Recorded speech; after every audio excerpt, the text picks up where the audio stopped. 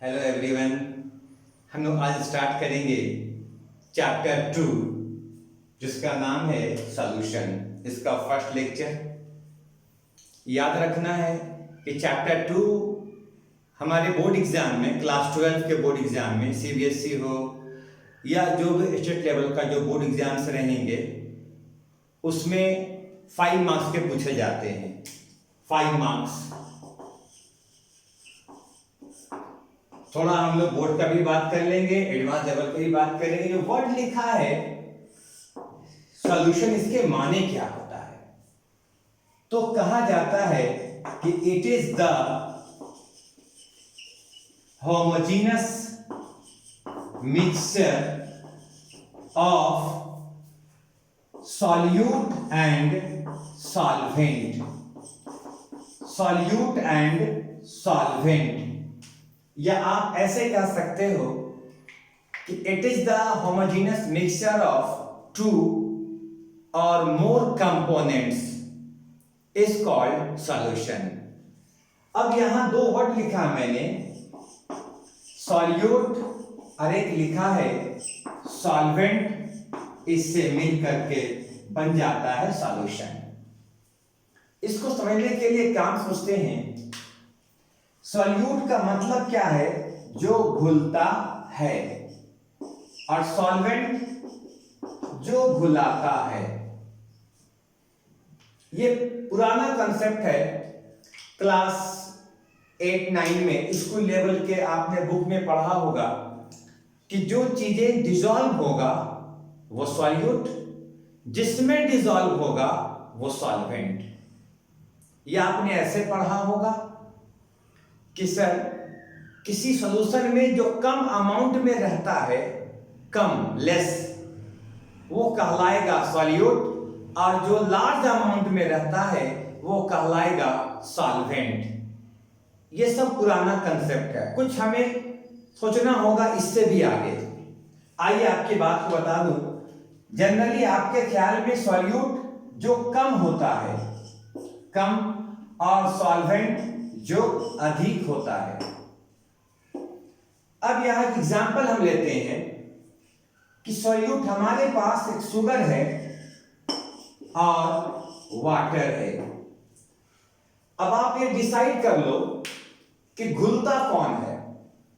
घुलता कौन है?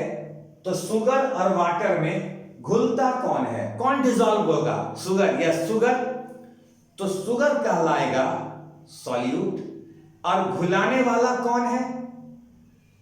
वाटर, पानी, तो वाटर कहलाता है सॉल्वेंट। Solvent, water. तो वाटर को कहा जाता है यूनिवर्सल सॉल्वेंट। याद रखना है इसको कि वाटर क्या है? यूनिवर्सल सॉल्वेंट है। गुड। अब एक एग्जांपल मैं आपको दूंगा। एक और बात यहां पे है, सर ये होमोजेनस का मतलब क्या होता है? होमोजेनस मिक्सचर मींस क्या है? हम इसको समझने के लिए एक चीज सोचते हैं यहां पे, होमोजेनस किसको कहते हैं? आइए देखते हैं क्या है होमोजेनस मिक्सचर।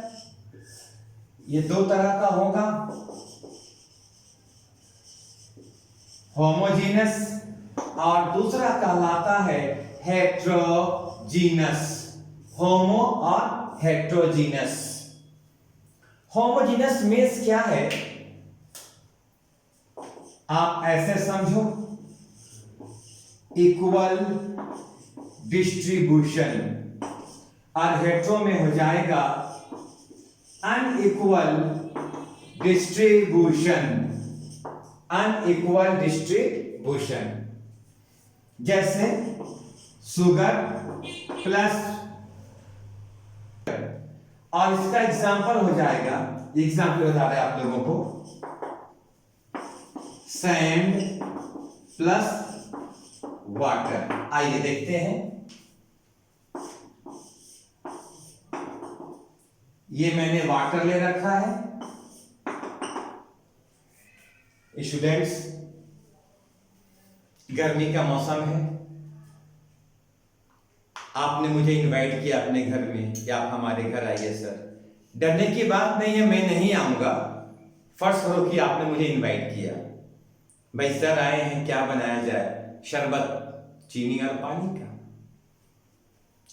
आप पानी लेते हो, चीनी लेते हो, जैसे घोलने की कोशिश करते हैं आप, तो क्या पाते हैं कि घर में छोटे भाई बहन दौड़कर आपके पास आते हैं और कहते हैं कि दीदी या भैया हम भी पिएंगे, हम भी पिएंगे। शरबत ऐसा चीज ही है कि हर बच्चे को आता है लालच, मीठा देख करके।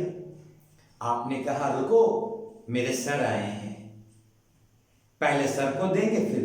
तो छोटे बच्चे काफी नटखट होते हैं, हर घर के बच्चे नटखट होते हैं, हमारे घर के, आपके घर के, सारे घर के बच्चे। तो आपने कहा चलो कोई काम करते हैं, ये आपने बर्तन लिया वाटर वाला और इसमें शुगर आपने डाल दिया। जैसे शुगर डाला, डिजोल्व होने के बाद आप अपने छोटे भाई या बहन को ऊपर वाला शरबत देते हो और हमें नीचे वाला शरबत देते हो, क्योंकि मैं सर हूं। आपने मुझे नीचे वाला दिया और छोटे भाई बहन तंग कर रहे थे, उसे ऊपर वाला शुगर और वाटर का सॉल्यूशन को दिया।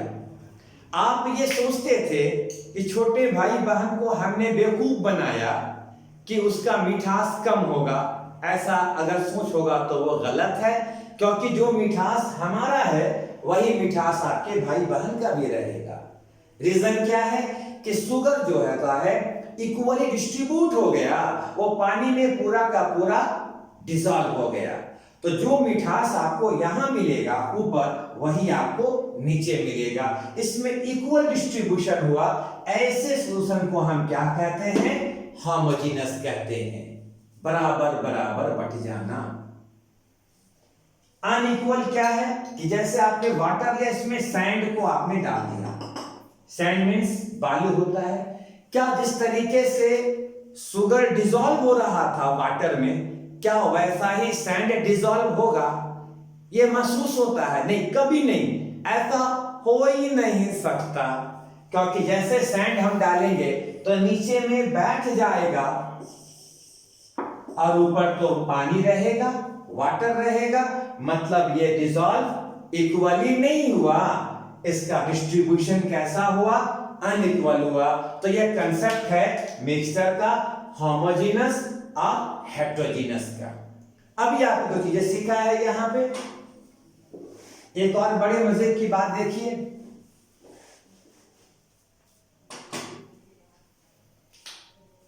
हमारे पास ये वाटर है,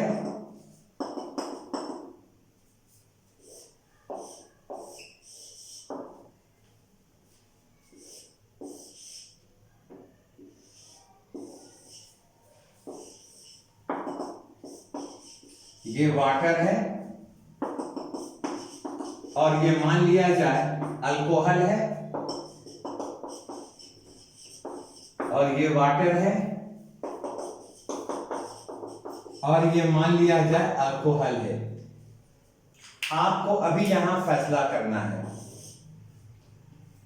फैसला ये करना है, हमने दो डायग्राम बनाया है, फिगर 1 और ये फिगर 2। समझते हैं? मैंने वाटर लिया और उसमें मैंने अल्कोहल को मिक्स कराया। आप सोचो, हम लोग पैक बनाते हैं, पैक, समझ में बात आ रही है ना? पैक, हाँ वही पैक। हमने वाटर लिया और उसमें थोड़ा सा अल्कोहल डाला, तो डिसॉल्व कौन हो रहा है आपके लिहाज से? अल्कोहल। किसमें हो रहा है? वाटर में। तो वाटर क्या कहलाएगा? सॉल्वेंट। अल्कोहल क्या कहलाएगा? सॉल्यूट। कोई इशू नहीं है, केस उल्टा। अब ये रहा हमारे पास अल्कोहल, ये अल्कोहल है, और मैंने वाटर को इसमें डिसॉल्व कराया। डिसॉल्व होने वाला कौन है? वाटर। किसमें हो रहा है? अल्कोहल में। तब आप क्या कहोगे कि सर ये तो वाटर लगता है, सोल्यूट है। और अल्कोहल क्या है? सॉल्वेंट है। याद रखना, कभी भी सॉल्यूशन के लिए एक तरफ वाटर सॉल्वेंट, दूसरी ओर अल्कोहल सॉल्वेंट, ऐसा कभी हो ही नहीं सकता। ऐसा नहीं हो सकता। मतलब साफ है, मैं कहूं हमारे पास एक मिक्सचर है, इसमें वाटर है और इसमें अल्कोहल है। मैं पूछता हूं कि वाटर और अल्कोहल के मिक्सचर में कौन ज्यादा कौन कम, इससे बहस नहीं। किसमें कौन गया किसमें कौन नहीं गया, इससे बहस नहीं। हमें ये मुद्दा है, हम लोग को ये आज जानना है कि वाटर और अल्कोहल के मिक्सचर में सॉल्यूट कौन और सॉल्वेंट कौन है।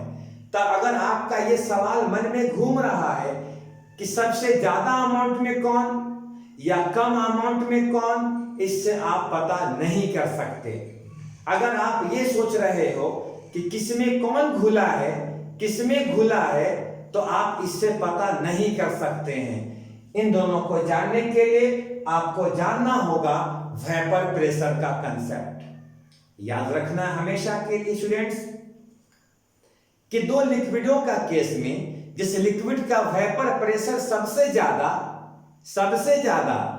तो वो कहलाएगा सॉल्वेंट, जिसका वेपर प्रेशर कम तो वो कहलाएगा सॉल्यूट। मतलब यहां साफ है कि वाटर और अल्कोहल, या अल्कोहल वाटर में घुलता हो या वाटर अल्कोहल में घुलता हो, या अल्कोहल छोटा हो वाटर बड़ा हो, या वाटर छोटा हो अल्कोहल बड़ा हो, इसके कोई मायने नहीं है। माने ये रखता है कि इन दोनों में वेपर प्रेशर किसका ज्यादा है। जिसका वेपर प्रेशर ज्यादा वो कहलाएगा सॉल्वेंट, जिसका वेपर प्रेशर कम वो क्या कहलाएगा? सॉल्यूट। वेपर प्रेशर डिपेंड करता है टेम्परेचर पे। याद रखना हमेशा के लिए कि जिसका बॉइलिंग पॉइंट ज्यादा उसका वेपर प्रेशर कम, जिसका बॉइलिंग पॉइंट कम उसका वेपर प्रेशर ज्यादा। अब इसको जानने के लिए हम आगे धीरे धीरे पढ़ाई को बढ़ाएंगे, क्योंकि हमने चैप्टर 2 स्टार्ट कर रखा है आप लोगों के लिए। ये हमारा लेक्चर फर्स्ट है। ऐसे धीरे धीरे आप हम मिलकर के डिस्कस करते रहेंगे। एक टॉपिक बना करके वीडियो में डालता जाऊंगा, आप उसको लाइक सब्सक्राइब करते रहेंगे ताकि हमें भी हौसला अफजाई होगा। मैं भी इससे खुश होऊंगा कि आप पसंद कर रहे हो। उसी तरीके से मैं बनाता जाऊंगा और आपको भी मजा आता रहेगा, क्योंकि अभी सीजन लॉकडाउन का चल रहा है और जैसे आप लॉक हो वैसे मैं भी लॉक हो गया हूं, जैसे आप डाउन हो गए हो मैं भी डाउन हो गया हूं। तो हम दोनों को लॉक को भी तोड़ना है और डाउन से अप की ओर जाना है।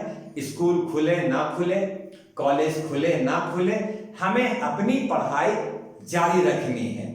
आप जैसे भी हो अपनी पढ़ाई को जारी रखिए, ये हमारा संदेश है सारे स्टूडेंट्स लोगों के लिए।